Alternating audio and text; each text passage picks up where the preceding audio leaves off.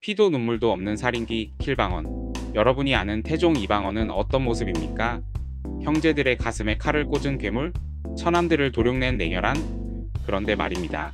만약 그가 사실은 죽은 아들이 그리워 짐승처럼 울부짖던 자식 바보 아빠였고 아내와 부부싸움을 한 뒤 밥 좀 먹어달라며 쩔쩔매던 평범한 남편이었다면 믿으시겠습니까? 오늘 우리는 역사 속에 박제된 괴물이 아니라 용포 속에 숨겨진 뜨거운 눈물을 흘렸던 한 인간을 만나러 갑니다. 여러분은 태종 이방원이라는 이름 5글자 앞에서 무엇을 가장 먼저 떠올리십니까?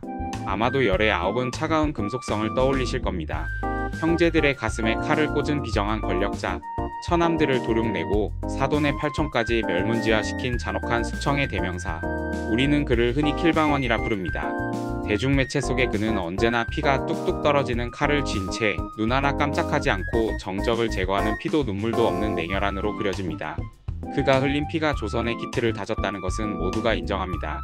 하지만 그 과정에서 그가 보여준 모습은 너무나도 공포스러웠기에 우리는 그를 괴물 혹은 악귀로 기억하곤 합니다. 하지만 여러분, 역사의 기록인 조선왕조실록을 한 장 한 장 넘기다 보면 우리는 전혀 낯선 이방원과 마주하게 됩니다. 칼을 내려놓고 용포를 벗은 그는 놀랍게도 우리와 너무나 닮은, 아니 어쩌면 우리보다 더 여리고 외로운 한 인간이었습니다. 죽은 막내 아들이 사무치게 그리워 밥숟가락을 놓은 채 짐승처럼 목 놓아 울던 아버지, 자신을 증오하며 팔 시위를 겨누는 늙은 아버지의 웃음 한 번을 보기 위해 왕의 채통을 헌신짝처럼 버리고 알록달록한 색동옷을 입고 춤을 췄던 아들, 부부싸움을 하다 화가 나서 밥을 굶겠다고 시위하는 아내의 방문 앞에서 제발 밥 좀 먹어달라고 쩔쩔매던 평범한 남편, 왕자를 지키기 위해 기꺼이 양력을 자처했지만 그 가면을 벗은 뒤에는 누구보다 고독했고 누구보다 사람의 정이 그리웠던 남자. 오늘 우리는 조선 최고의 카리스마 뒤에 숨겨진 인간 이방원의 뜨거운 눈물 자국을 따라가 보려 합니다. 킬방원이라는 자극적인 이름표를 떼어내고 그 시대를 치열하게 살다가 난 남자 이방원의 진짜 이야기를 시작합니다. 사실 이방원은 태생적으로 무인보다는 문인에 가까운 사람이었습니다. 거친 함경도 변방의 무장 가문이었던 이성계의 집안에서 이방원은 돌연변이와도 같은 존재였습니다. 그는 이성계의 8아들 중 유일하게 과거에 급제한 엘리트였습니다. 그것도 고려시대 불과 17세의 나이에 말입니다. 당시 고려의 과거 시험은 하늘의 별 따기보다 어려웠습니다. 무식한 무인 집안이라고 멸시받던 이성계 가문에서 천재가 나온 것입니다. 이성계가 얼마나 기뻤던지 합격 소식을 듣고 덩실덩실 춤을 추며 동네 잔치를 벌였다는 기록이 있을 정도입니다. 이방원은 시를 사랑하고 명나라 사신들과 유창하게 외교 담판을 지을 줄 아는 지식인이었습니다. 붓을 들고 시를 읊으며 북향을 즐기는 살, 그것이 이방원이 꿈꾸던 본래의 모습이었을지도 모릅니다. 하지만 역사의 소용돌이는 그에게 붓 대신 칼을 쥐어주었습니다. 아버지 이성계가 위화도 회군을 단행하고 역성혁명의 길로 들어선 순간 가문의 브레인이었던 이방원은 선택해야 했습니다. 앉아서 죽을 것인가 아니면 내 손에 피를 묻혀 아버지를 왕으로 만들 것인가. 그는 결국 후자를 택했습니다. 고려의 충신이자 자신의 스승과도 같았던 포은 정몽주를 선주교에서 격살합니다. 그것은 문인 이방원의 죽음이자 무인 이방원의 탄생이었습니다. 조선이 건국된 후에도 비극은 멈추지 않았습니다. 개국공신 명단에서 제외되고 세자 책봉에서 밀려난 그는 자신이 살기 위해, 그리고 자신이 꿈꾸는 나라를 만들기 위해 형제들을 죽이는 제1차 왕자의 난을 일으킵니다. 형제의 피로 물든 왕자. 그 끔찍한 폐륜의 굴레는 평생 그를 따라다니는 족쇄가 되었습니다. 왕이 된 후에도 그는 멈추지 않았습니다. 자신의 처남들인 민무구, 민무질 형제를 숙청하고 사돈인 시몬까지 죽음으로 몰고 갔습니다. 세상은 그를 손가락질했습니다. 권력에 미친 왕, 피를 부르는 악마. 하지만 그 잔혹한 숙청의 이면을 들여다보면 역설적이게도 그것은 내 가족, 내 후손이 평온하게 살 수 있는 나라를 만들기 위한 가장으로서의 처절한 몸부림이었습니다. 외척이 바로하여 왕권을 흔들고 나라를 어지럽히는 꼴을 후대 왕들에게는 물려주지 않겠다는 악력을 자처한 희생이기도 했습니다. 겉으로는 서슬퍼런 칼날 같았지만 그 칼날을 쥐고 있는 손은 언제나 떨리고 있었습니다. 실록 곳곳에는 차마왕의 기록이라고 믿기 힘든 인간적인 고뇌와 슬픔의 에피소드들이 보물찾기처럼 숨어 있습니다. 왕자의 난 이후 태조 이성계와 태종 이방원의 관계는 그야말로 최악이었습니다. 아버지가 가장 사랑했던 막내 아들을 죽이고 왕위를 찬탈한 아들, 이성계에게 이방원은 아들이 아니라 원수였습니다. 함흥으로 떠나버린 아버지를 모셔오기 위해 보낸 사신들이 돌아오지 않았다는 함흥차사의 전설은 두 부자 사이의 꼴이 얼마나 깊었는지를 보여줍니다. 하지만 이방원은 아버지를 끝까지 놓지 않았습니다. 아니, 놓을 수가 없었습니다. 정치적인 정통성을 위해서가 아니었습니다. 그저 아버지에게 인정받고 싶었던 아들의 본능이었습니다. 우여곡절 끝에 이성계가 한양으로 돌아온 후에도 앙금은 쉽게 사라지지 않았습니다. 늙고 병든 아버지는 궁궐 한 구석에서 무료하고 쓸쓸한 나날을 보내고 있었습니다. 아들을 볼 때마다 고개를 돌리거나 혀를 차기 일쑤였죠. 어느 날 이방원은 결심합니다. 아버지의 굳게 닫힌 마음을 열기 위해 왕의 채통 따위는 개나 줘버리기로 말입니다. 실록은 놀라운 장면을 묘사합니다. 천하를 호령하는 국왕 이방원이 알록달록한 색동옷을 입고 아버지 앞에 나타난 것입니다. 마치 어린아이들이 재롱잔치를 하듯 말입니다. 상상해 보십시오. 수염이 덥수룩한 중년의 왕이 붉고 푸른 색동저고리를 입고 늙은 아버지 앞에서 덩실덩실 춤을 춥니다. 신하들이 보는 앞에서 말이죠. 아바마마, 보시옵소서. 이 아들이 아바마마를 즐겁게 해드리기 위해 이리 차려입었습니다. 그것은 단순한 효도가 아니었습니다. 아버지, 저를 좀 봐주세요. 저를 용서해주세요. 저도 아버지의 사랑을 받고 자란 그 옛날의 방언이입니다. 라는 무건의 절규였습니다. 무뚝뚝하고 고집센 이성계의 입가에도 기어이 희미한 미소가 번졌습니다. 권력의 정점에 섰지만 정작 가장 존경했던 아버지에게는 페류나로 낙인 찍힌 아들. 그 아들이 늙은 아버지의 웃음 한 번을 보기 위해 광대 흉내를 내는 모습. 이 장면에서 우리는 잔인한 권력자 이방원이 아닌 그저 아버지의 따뜻한 눈빛이 그리웠던 외로운 아들의 모습을 발견하게 됩니다. 그가 흘린 땀방울은 어쩌면 눈물이었을지도 모릅니다. 이방원의 인간미가 가장 폭발하는 지점은 바로 아내 원경왕후 민씨와의 관계입니다.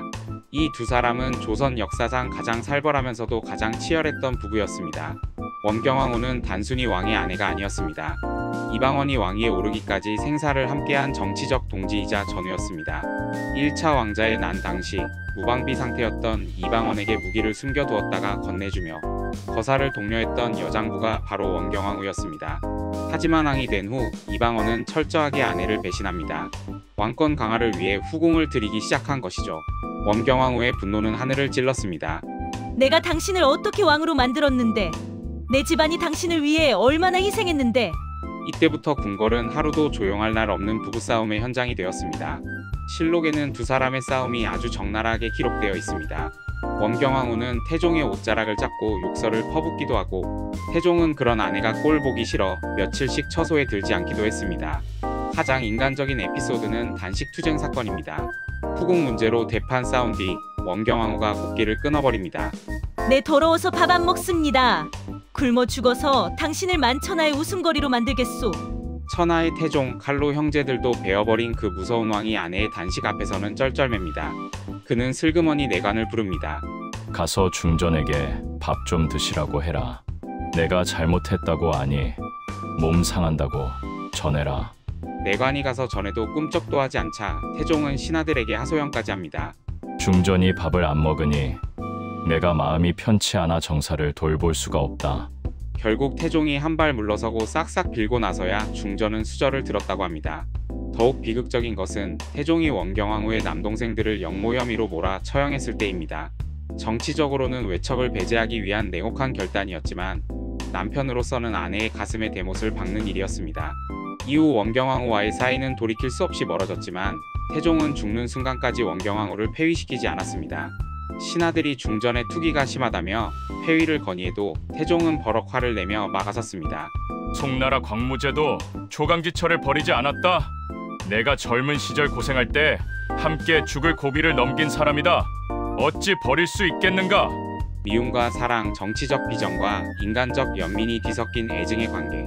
태종은 밖에서는 호랑이 같은 왕이었지만 아내 앞에서는 바가지를 긁히며 괴로워하고 미안해하고 때로는 눈치 보는 평범한 남편이었습니다.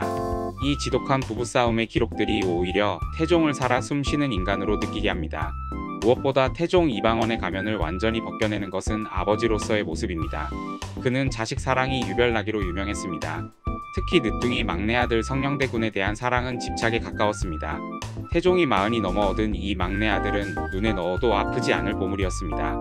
하지만 운명은 가혹했습니다. 성령대군이 14살의 어린 나이에 홍역에 걸리고 맙니다. 태종은 만사를 제쳐두고 아들의 간호에 매달립니다. 밤새 아들의 이마를 짚고 전국의 명의를 불러 모으고 자신이 그토록 탄압했던 무당과 승려들을 불러 구슬하고 기도를 올리게 합니다. 제발 내 아들만 살려다오. 내 수명을 덜어주어도 좋으니 제발. 그러나 성령대군은 끝내 세상을 떠나고 맙니다. 실록은 당시 태종의 모습을 이렇게 묘사합니다. 임금이 식음을 전폐하고 목이 메어 소리를 내지 못하였다. 짐승처럼 울부짖으며 땅을 쳤다. 왕의 채통, 위험 그런 것은 없었습니다. 그저 자식 잃은 아비의 처절한 울음소리만이 궁궐을 가득 채웠습니다. 태종은 아들의 장례를 치른 후에도 슬픔에서 헤어나오지 못했습니다. 수시로 아들의 무덤을 찾아가 멍하니 앉아있거나 아들이 쓰던 물건을 어루만지며 눈물 짓곤 했습니다. 그는 숭유역불 정책을 펼치며 불교를 탄압했던 왕이었지만 죽은 아들을 위해서는 대규모 불교 행사를 열어 명복을 빌었습니다. 자식을 위해서라면 자신의 정치적 신념조차 꺾을 수 있었던 너무나도 인간적인 아버지였습니다. 그리고 또 한 명의 아들, 바로 장남 양녕대군입니다. 우리는 양녕대군의 폐위를 태종의 냉철한 정치적 결단으로만 기억합니다. 하지만 그 과정은 태종에게 지옥과도 같은 시간이었습니다. 태종은 양녕을 끔찍이 아꼈습니다. 그가 세자로서 훌륭하게 자라주기를 간절히 바랐습니다. 하지만 양녕은 공부를 싫어하고 기생과 어울리며 끊임없이 사고를 쳤습니다. 태종은 양녕을 부를 때마다 울었다고 합니다. 회초리를 들고 때리기도 하고 붙잡고 하소연도 했습니다. 내가 잘 되어야 나라가 산다. 내가 이러면 아비는 눈을 감을 수가 없다. 실록에는 태종이 양녕 때문에 펑펑 울었다는 기록이 수차례 등장합니다. 비가 오면 비가 와서 걱정. 눈이 오면 눈이 와서 걱정. 자나 깨나 세자 걱정뿐이다. 라고 한탄하기도 했습니다. 결국 양녕을 폐세자하고 셋째인 충녕을 세자로 책봉하던 날, 태종은 신하들 앞에서 교서를 읽어내려가다 끝내 말을 잊지 못하고 통곡했습니다. 내 아들의 자질이 부족하여 나라를 위해 어쩔 수 없이. 쫓겨나는 아들의 뒷모습을 보며 가장 가슴 아파했던 사람은 비정한 결단을 내린 태종 자신이었습니다. 그것은 왕으로서의 의무와 아버지로서의 사랑 사이에서 찢겨나간 마음의 비명이었습니다. 이방원의 마지막 순간으로 가보겠습니다. 그는 상황으로 물러난 뒤에도 편안하지 못했습니다. 말년의 조선에는 극심한 가뭄이 들었습니다. 논밭이 거북이 등처럼 갈라지고 백성들이 굶어 죽어가는 모습을 보며 병석에 누운 태종은 괴로워했습니다. 자신의 죄 때문에 하늘이 벌을 내리는 것은 아닌지 평생을 죄책감 속에 살았던 그였습니다. 임종이 가까워진 어느 날 태종은 하늘을 향해 마지막 유언과도 같은 맹세를 합니다. 가뭄이 이토록 심하니 백성들의 고통이 뼈에 사무치는구나. 내가 죽어 영원히 있다면 기필코 이날 비를 내리게 하여 우리 백성들의 근심을 덜어주겠다. 그리고 거짓말 같은 일이 벌어집니다. 태종이 승하하던 바로 그날 맑았던 하늘에서 먹구름이 몰려오더니 장대비가 쏟아지기 시작했습니다. 메말랐던 대지가 적셔지고 백성들은 빗물에 얼굴을 씻으며 만세를 불렀습니다. 사람들은 이 비를 두고 태종우라 불렀습니다. 이후로도 신기하게 매년 태종의 기일인 음력 5월 10일 무렵이 되면 어김없이 비가 내렸다고 합니다. 조선의 농민들은 이 비를 맞으며 태종 대왕께서 우리를 잊지 않고 오셨구나 하며 감사했습니다. 죽는 순간까지 아니 죽어서 귀신이 되어서라도 자식 같은 백성들 밥 굶기지 않겠다고 다짐했던 왕. 그 투박하지만 깊은 사랑이 500년이 지난 지금도 우리의 가슴을 적십니다. 야사 속의 그는 더욱 인간적입니다. 술자리에서 내관이 실수로 태종의 옷에 술을 쏟았습니다. 분위기가 싸늘해지고 내관은 죽음을 예감하며 벌벌 떨었죠. 하지만 태종은 껄껄 웃으며 말합니다. 괜찮다. 옷 좀 젖으면 어떠냐? 널 죽이면 내가 술맛이 떨어지지 않겠느냐? 사냥터에서 신하가 실수로 쏜 화살이 태종 근처에 떨어졌을 때도 그는 신하가 벌을 받을까봐 내가 쏜 화살이 빗나갔다며 감싸주기도 했습니다. 우리가 알던 수청의 화신과는 너무나 다른 호탕하고 너그러운 리더의 모습입니다. 태종 이방원. 그는 평생 아버지를 몰아내고 형제를 죽인 패륜아라는 꼬리표를 달고 살았습니다. 매일 밤 악몽에 시달리며 잠들지 못했고 그 불안감을 감추기 위해 더욱 강한 척, 더욱 무서운 척해야 했습니다. 그가 아들 세종에게 남긴 말은 그의 인생 전체를 관통하는 고백이었습니다. 모든 악업은 내가 지고 갈 테니 주상은 성군이 되시오. 자신의 손에 피를 묻히고 악력을 자처한 덕분에 아들 세종은 피 한 방울 묻히지 않고 찬란한 문화의 꽃을 피울 수 있었습니다.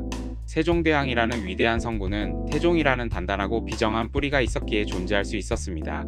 그가 흘린 피는 권력욕 때문이었을지 모릅니다.